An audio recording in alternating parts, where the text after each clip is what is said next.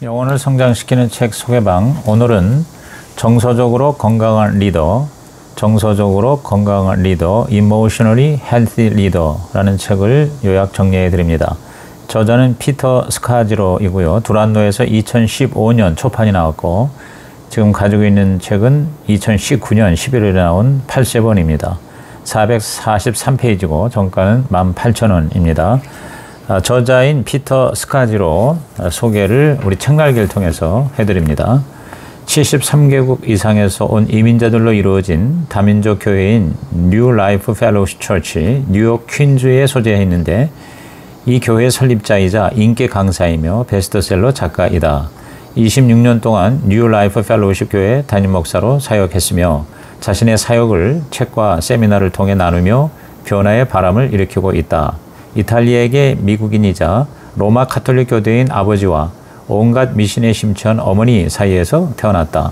형은 대학을 그만두고 통일교에 빠졌으며 저자 피터 스카지로는 불가지론자로 살다가 대학교 2학년 때 참석한 교회 찬양 집회에서 극적인 회심을 경험했다.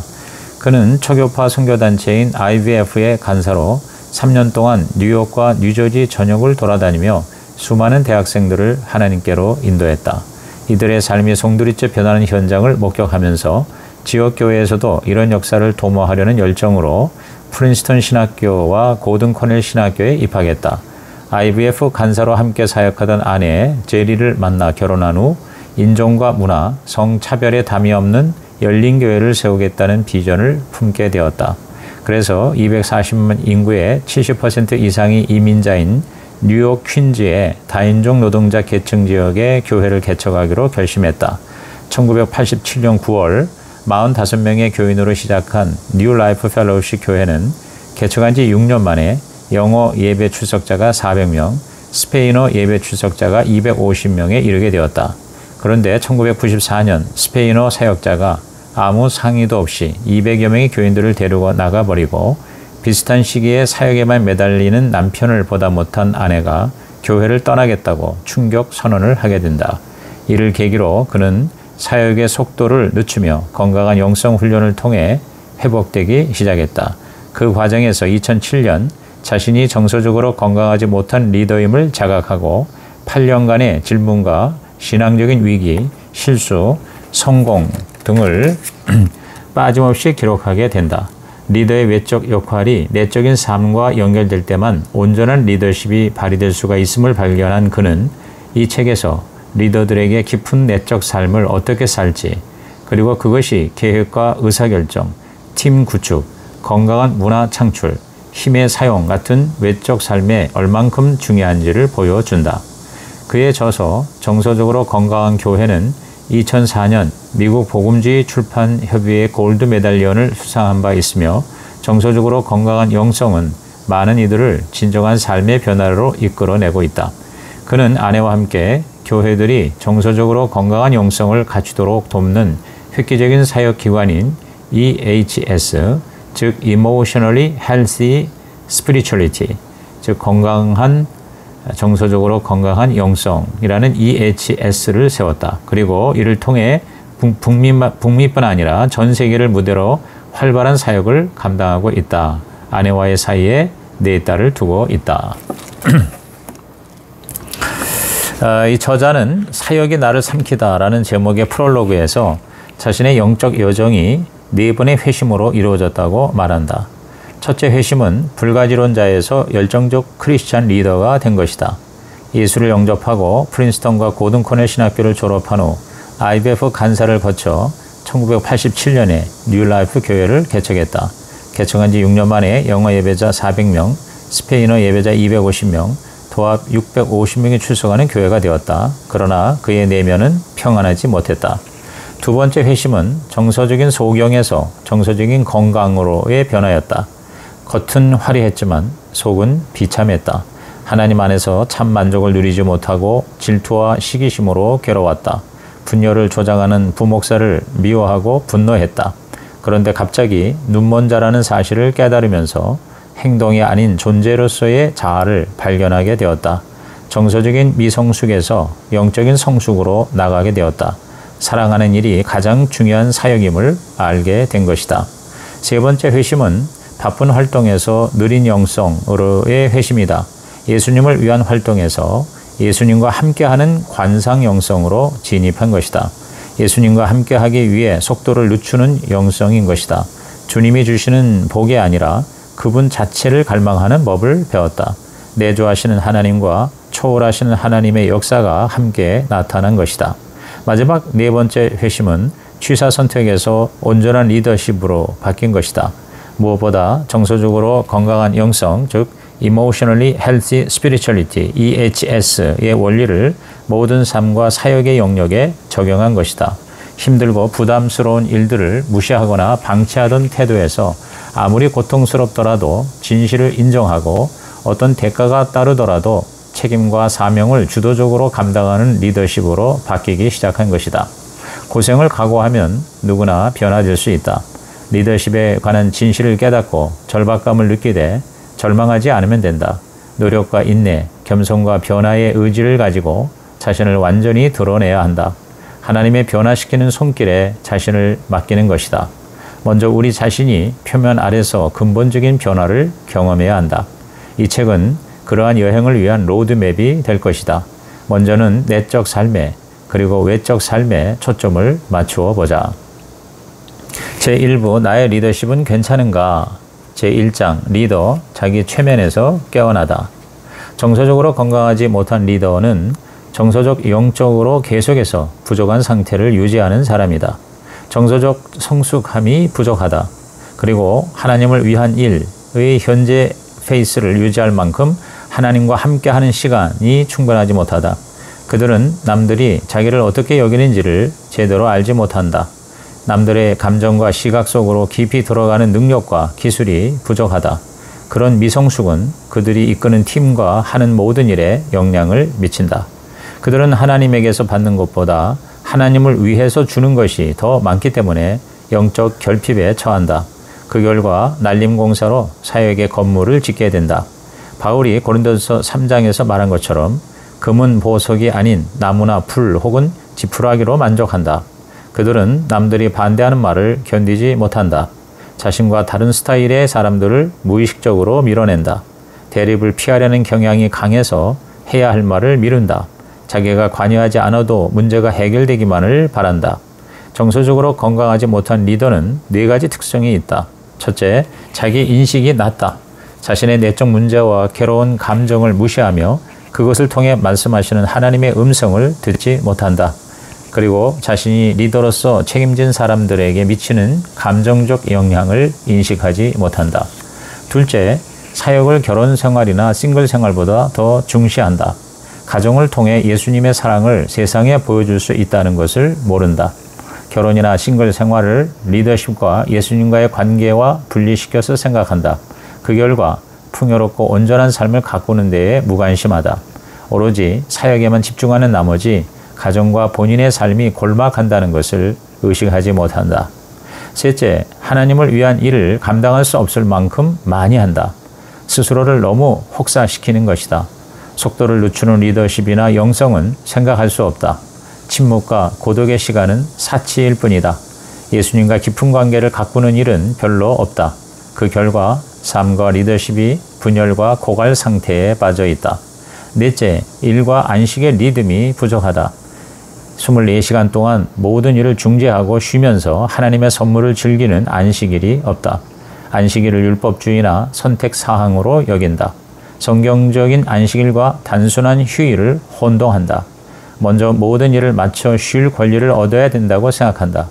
그래서 진짜 휴가가 없는 인생을 산다. 이와 같이 건강하지 못한 리더십은 장기적으로 교회 건강에 치명적이다. 오늘 교회의 리더십 문화에는 건강한 리더십을 격렬하게 거부하는 요소로 가득하다. 교회 리더십에 건강하지 못한 네 가지 계명이 있다. 첫째, 더 크고 더 좋지 않으면 성공이 아니다 라는 계명이다. 교인수나 출석 혹은 재정의 숫자에 매인다. 물론 숫자 자체는 나쁜 것이 아니다. 그러나 숫자를 대하는 태도가 문제다. 숫자를 사용해 남들과 비교하거나 자기를 자랑하면 우상 숭배와 다름없다. 클수록 많을수록 좋다는 숫자 노름으로 내적 상태에 대한 성경적 가치가 실종되었다. 무조건 크고 좋아야만 성공이 아니다. 예수님의 가르침은 우리가 그분 안에 거하는 동시에 많은 열매를 맺어야 한다는 것이다. 우리는 그분을 위한 성과가 아니라 그분과의 관계로 인해 기뻐해야 한다. 클수록 좋다는 환상을 거부하는 길은 예수님과 깊은 사랑의 연합을 이루고 삶의 속도를 늦추면서 자기 기만에 빠지지 않도록 도와줄 친구들을 사귀는 것이다. 건강하지 못한 두 번째 계명은 내적 상태보다 외적 행위가 더 중요하다라는 것이다. 그러나 성과보다 내면이 더 중요하다. 우리 안에 있는 예수님의 사랑이 남에게 줄 수 있는 최고의 선물이기 때문이다. 하나님과 함께하는 사람이 하나님을 위해서 일하는 사람을 결국 이기게 되어 있다. 진리를 말로만 외치고 삶으로 살아내지 못하면 우리 자신은 물론 우리가 섬기는 사람들의 영적 변화를 이루어낼 수 없다. 예수님은 공생의 일을 시작하시기 전에 우선 아버지의 사랑받는 자라는 정체성을 확고히 갖추셨다. 예수님이 받으신 시험은 내적 상태를 겨냥한 것이었다. 표면적으로는 외적인 성과가 중요하다. 그러나 내적인 상태는 훨씬 더 중요하다. 건강하지 못한 세 번째 계명은 피상적인 영성이라도 괜찮다라는 것이다. 설교로 사람이 변화될 것이라는 것은 잘못된 생각이다. 교회에서 뜨겁게 예배를 드린다고 집에서도 찬양하리라는 생각도 사실이 아니다. 아무리 사역에 열심이라도 예수님과의 친밀한 관계로 이끌지 않으면 모두가 헛수고이다. 하나님은 외모가 아닌 중심을 보신다. 영적 기초가 약하면 한순간에 무너지는 것이 개인과 역사의 명백한 증거이다. 건강하지 못한 네 번째 계명은 성과가 있다면 괜한 분란을 일으키지 말라는 것이다. 사람들은 괜한 분란을 일으키기가 싫어서 대립을 피하고 심지어 문제의 존재를 부인한다. 현대교회의 문화는 거짓 평화와 피상의 문화가 되고 있다. 그러나 거짓과 껍데기로는 하나님 나라를 세울 수 없다. 당장 부담스럽다고 해도 회피하고 싶은 유혹을 떨치고 지적할 건 지적하고 바로 잡을 건 바로 잡아야 한다. 그렇지 않으면 교회가 나중에 훨씬 더 큰 대가를 치르게 될 것이다. 그렇다면 이제 어떻게 해야 하는가? 정서적으로 건강한 리더가 되려면 시간이 걸린다. 하나님은 당신에게 불가능한 것을 요구하시지 않는다. 단지 한 번에 한 발자국씩, 한 번에 하루씩만을 원하실 뿐이다. 하나님은 성장과 변화에 시간이 필요함을 잘 알고 계신다. 무엇보다 당신 안에 계시는 성령님이 당신을 모든 진리로 인도하시고 초자연적인 힘을 주신다는 사실을 늘 기억하라.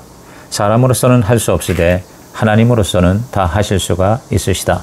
배움과 변화에는 5단계의 과정이 있다. 첫째, 인식한다. 속도를 늦추는 것이 좋지 않을까. 둘째, 고민한다. 속도를 늦추는 것에 대해서 알고 싶다. 셋째, 가치를 둔다. 속도를 늦추는 것이 중요하다. 넷째, 우선순위를 재편한다. 속도를 늦춰 예수님과 함께하는 삶을 살겠다. 다섯째, 체득한다. 내 모든 결정과 행동을 이 새로운 가치에 따라서 하겠다. 제2부 내적 삶의 기초를 재정비하라. 리더의 내적 삶을 보수하는 4가지 처방. 세상을 변화시키는 리더십이 되려면 근본적으로 변화된 내적 삶이 필요하다. 그러기 위해서는 첫째, 그림자 직면. 둘째, 건강한 결혼 생활 혹은 싱글 생활. 셋째, 사랑의 연합을 위한 속도. 넷째, 안식일 누리기가 그 4가지다. 제2장, 자신의 쓴뿌리를 하나님의 빛 아래에 두라. 리더에게 가장 시급하고 중요한 것은 자기 자신을 이끄는 것이다.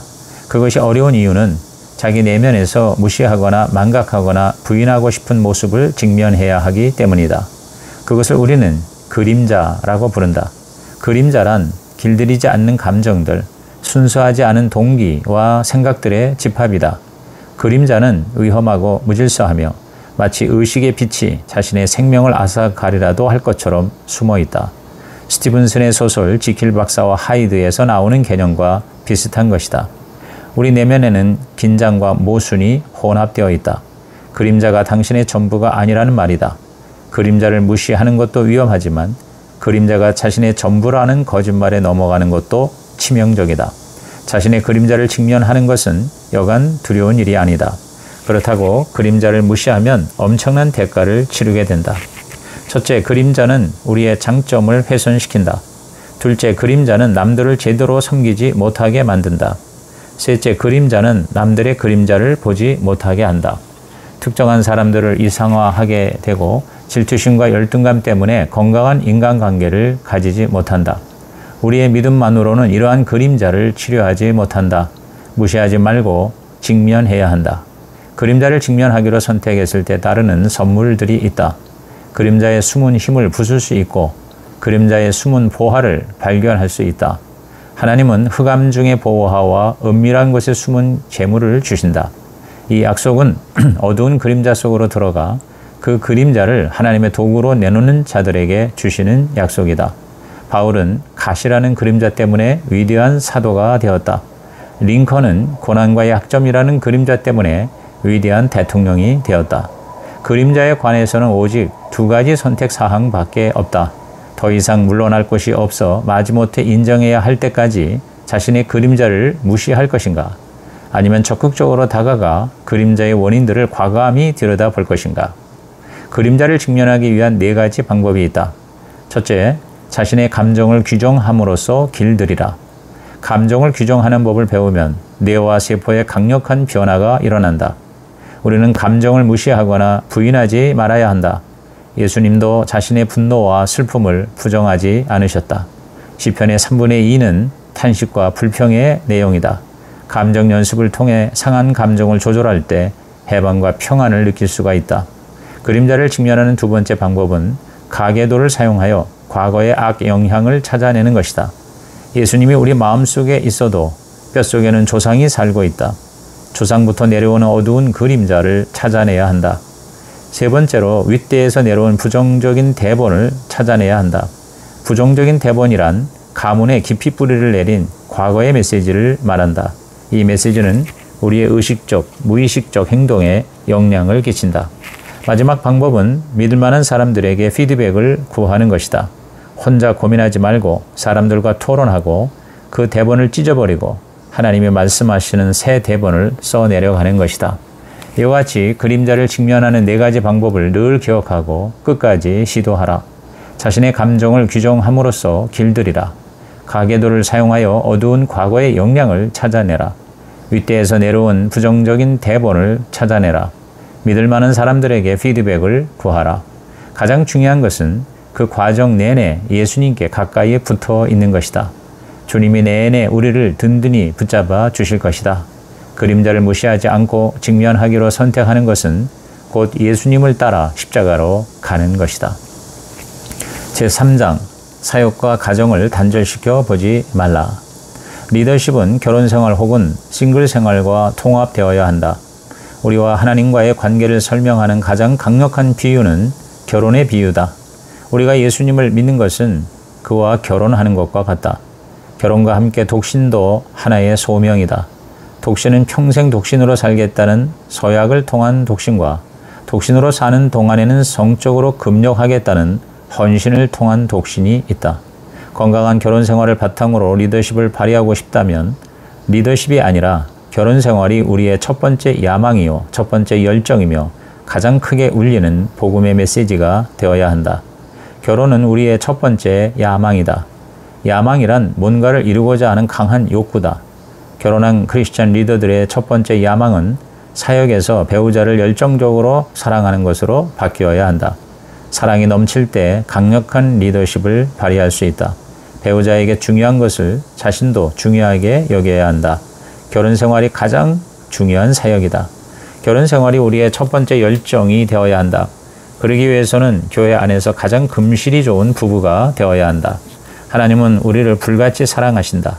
우리도 헌신과 열정으로 배우자를 사랑해야 한다. 그래야 우리가 섬기는 사람들에게 예수님 사랑의 본을 보여줄 수 있다. 이 열정의 목적은 단순한 우리의 즐거움이 아니다.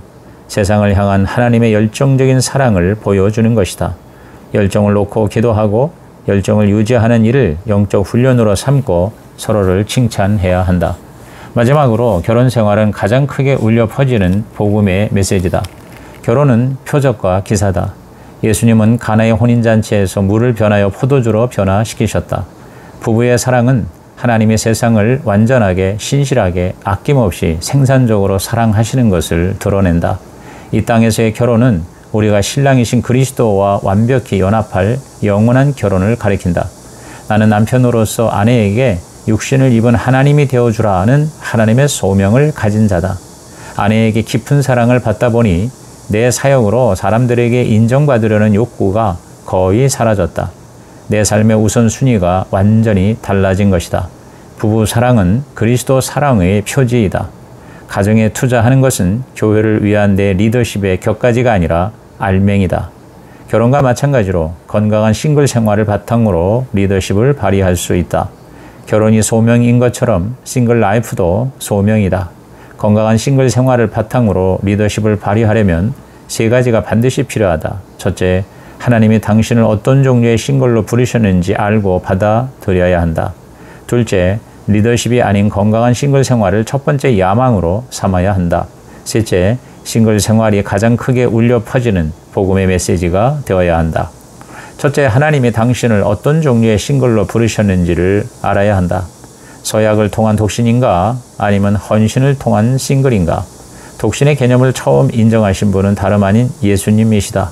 주님은 마태복음 22장에서 천국을 위하여 스스로 고자가 된 사람이 있음을 인정하셨다. 그것은 당시로서는 파격이었다. 아울러 그리스도에 대한 헌신의 일환으로 결혼하기 전까지 독신을 실천하는 사람도 있다. 싱글은 그 싱글 생활이 첫 번째 야망이 되어야 한다. 스스로를 돌보고 공동체를 가꾸고 사람들을 대접하면서 말이다. 자신을 돌보는 것은 절대로 이기적인 것이 아니다. 기쁨과 즐거움으로 자기를 돌보는 것이다. 그리고 최소한 한두 명의 동반자를 찾아 공동체를 이루라. 예수님도 혼자 사역하지 않으시고 여러 명의 제자들을 택하셨다. 싱글 생활은 가장 크게 울려 퍼지는 복음의 메시지다. 그것은 교회와 세상에 하나님의 나라를 보여주는 반문화적이고도 예언적인 표적이다. 그러므로 최선을 다해 건강한 싱글 생활을 가꾸라. 하나님과 단 둘이 시간을 보내라. 친한 친구들과 공동체에 시간을 투자하라. 삶을 즐기라. 그리고 리더로서 해야 할 일을 하라. 무엇이든 작은 단계부터 시작하라. 부부를 위한 기도와 싱글을 위한 기도를 샘플로 적어서 틈나는 대로 기도하라. 부부를 위한 기도의 샘플.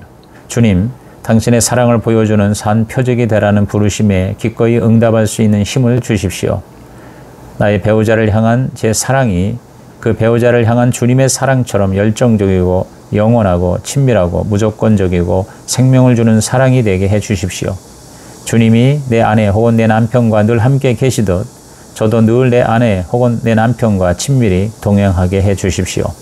그래서 온 세상이 우리의 깊은 사랑을 통해 주님의 임재를 보기 원합니다.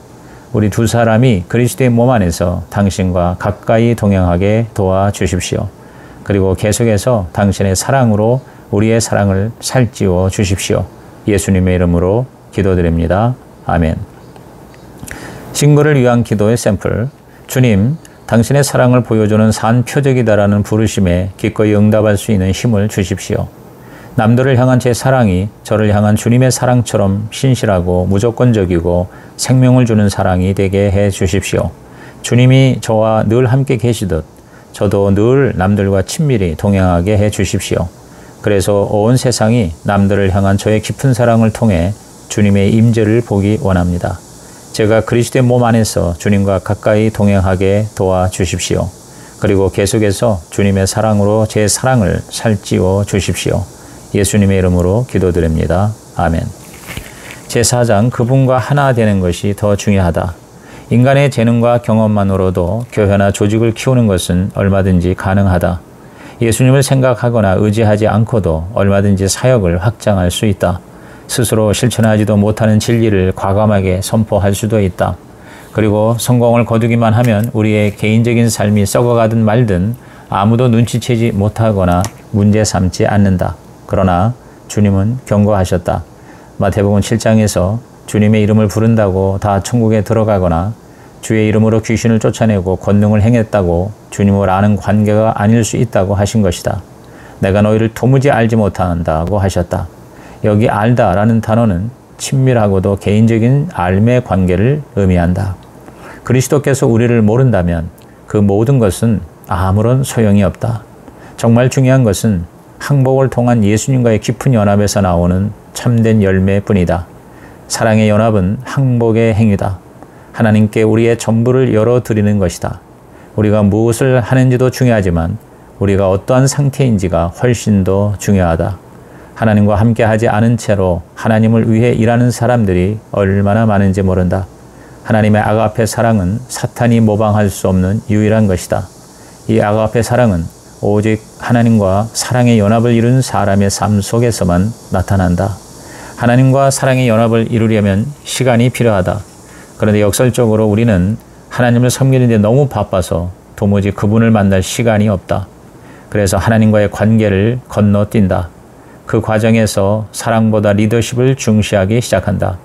결국 하나님과 사랑의 연합을 이루기 위해 속도를 늦추지 않는다. 사랑의 연합은 삶의 모든 영역에서 하나님의 뜻대로 행하는 것이다.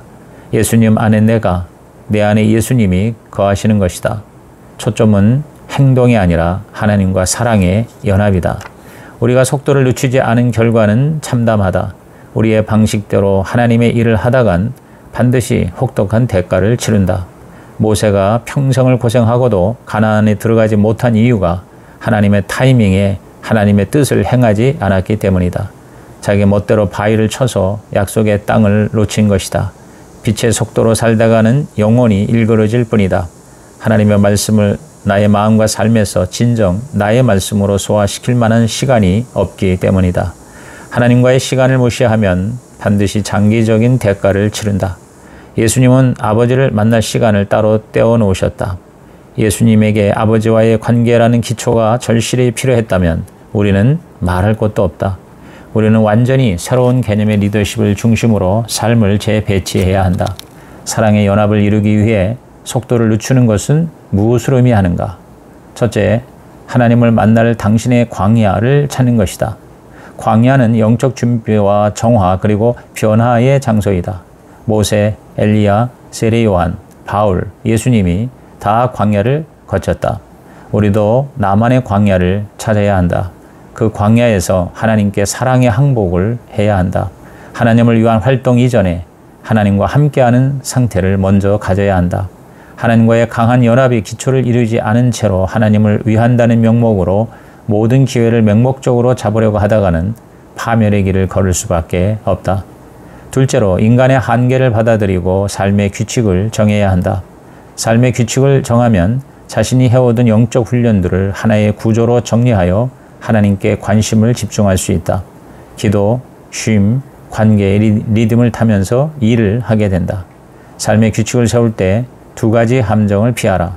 도무지 엄두가 나지 않아서 아무것도 하지 않는 것이나 반대로 모든 것을 하려는 함정이다. 충분한 시간을 두고 다음 질문에 깊이 고민해 보라. 당신이 지금 하는 활동 중에 영혼을 살찌우고 기쁨을 더해주는 활동은 무엇인가? 어떤 사람이나 장소, 활동이 당신을 지치게 만들거나 그리스도께 닻을 내리지 못하도록 방해하는가? 현재 어떤 꼭 해야 할 일이 당신의 리듬에 영향을 끼치고 있는가? 영혼을 살찌우는 활동, 고갈시키는 활동, 그리고 반드시 해야 하는 일을 확인했으면 기도와 쉼, 관계, 일이라는 네 가지 범주에 무엇을 넣을지 고민할 준비가 된 셈이다. 삶의 규칙에는 즐겁고 재미있는 일이나 놀이가 반드시 포함되어 있어야 한다. 기도와 쉼의 범주에 관해 고민할 때에는 속도를 늦추는 데 효과적인 5가지 활동 중 한두 가지를 꼭 선택하기 바란다. 그 5가지는 침묵, 성경 묵상, 매일 기도, 성찰 기도, 그리고 안식일 준수다. 삶의 규칙을 정하고 지킬 때 자신의 의지로만 하지 말고 늘 하나님의 은혜를 구하라. 무엇보다 궁극적인 목적이 예수님과 사랑으로 연합하는 삶을 가꾸는 것임을 잊지 말라. 언제라도 주님의 음성을 들을 수 있도록 마음을 부드럽게 유지하고 그 문을 활짝 열기 바란다. 중요한 것은 장기적인 시각을 가지는 것이다. 조급해하지 말고 여행을 마음 편히 즐기는 것이다. 이상 정서적으로 건강한 리더 제1편 마치겠습니다.